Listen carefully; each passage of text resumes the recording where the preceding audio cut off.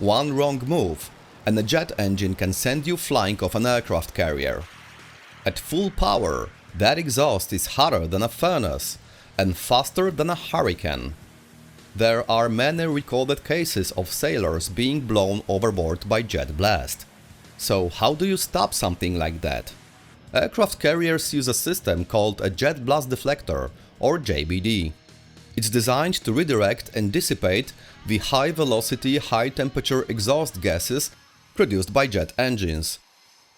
The need for JBDs emerged in the late 1940s with the rapid introduction of jet aircraft after World War II. Early jets like the McDonnell FH-1 Phantom produced exhaust reaching speeds up to 1,300 miles per hour and temperatures exceeding 1,000 Fahrenheit. On a crowded aircraft carrier deck, this created a serious hazard. The first practical jet blast deflectors appeared on US Navy carriers in the early 1950s. The idea was simple. A steel panel hidden in a flight deck would rise behind an aircraft on a catapult, blocking the exhaust. But real operations quickly revealed flaws. On USS Boxer in 1951, reports showed that after exposure to jet exhaust, the metal would expand, causing the deflector to jam in a raised position. When that happened, the entire flight deck could be blocked, stopping launch operations completely. It was a breakthrough, but far from perfect. In the 1960s, engineers began experimenting with water-cooled systems, including installations on HMS Ark Royal. This evolution led to one of the most recognizable systems in naval aviation, the JBD Mark VII. The system consists of 4 or 6 water-cooled panels, mounted in a recessed deck pit. Each panel is 14 feet high, and when raised to a 50 degrees angle for launch, it stands 11 feet above the deck. Panels are raised hydraulically in pairs, with the entire system housed beneath the deck. The system is controlled directly from the flight deck. Operators can use a fixed control panel built into the deck edge or a portable unit known as a chest pack worn on the operator's body. The JBD is operated on the command of the JBD Safety Observer, identified by a green shirt and a white vest. These observers are always positioned on the far side of the JBD, opposite to the operator.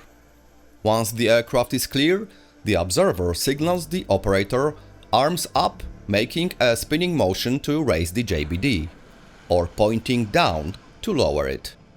And actually, this is a perfect moment to show you something special.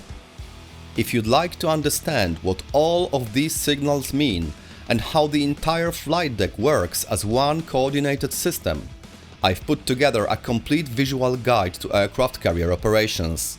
It walks you through the full sequence from engine start to catapult launch, showing who does what, along with the hand signals and procedures in a clear and easy to follow way.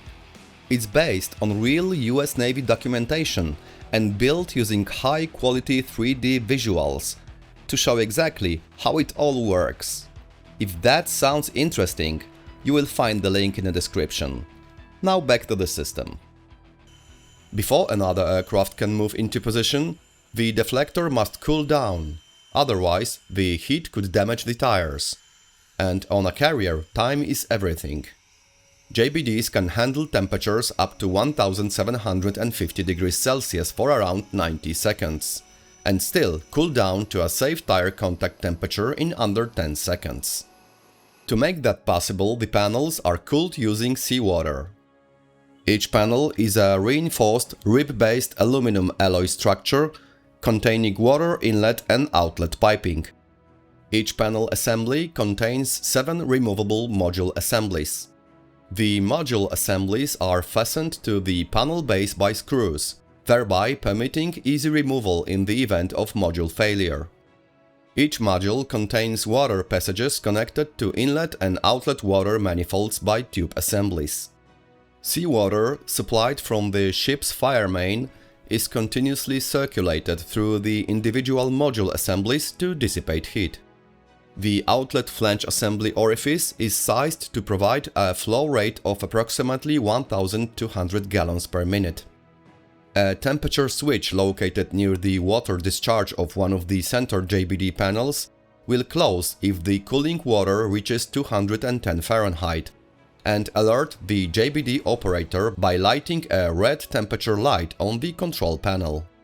Pressure gauges located on the control panel provide an indication of cooling water pressure being supplied by the ship's fire main. The cooling water pressure must be maintained at a minimum of 90 psi. But what if system fails and the panels get stuck upright? Because when that happens, the entire flight deck can come to a stop. An emergency lowering device can be attached to a tow tractor. By forcing the linkage mechanism over center and opening bypass valves, gravity slowly brings the panels down. The Jet Blast Deflectors might look simple, but behind it is a system designed to handle extreme heat, massive force and zero margin for error. Because on an aircraft carrier, there is no room for mistakes. That's it for today. If you like this type of presentation and would like to see more, please leave a like or comment and don't forget to subscribe. Thanks for watching and see you next time.